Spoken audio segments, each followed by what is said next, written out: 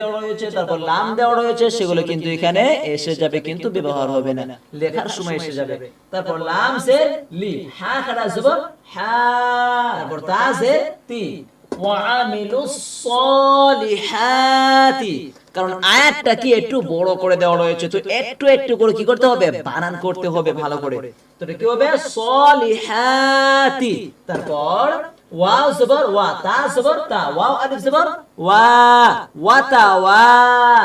তারপর সদ ওয়াও জবর সৌ, ওয়াতা ওয়া সৌ, ওয়াতা ওয়া সৌ। তারপর বা লাম জের বিল, ওয়াতা ওয়া সৌ বিল। হা কফ জবর হক, কফ। আয়াতটা ভালো করে খেয়াল করবেন।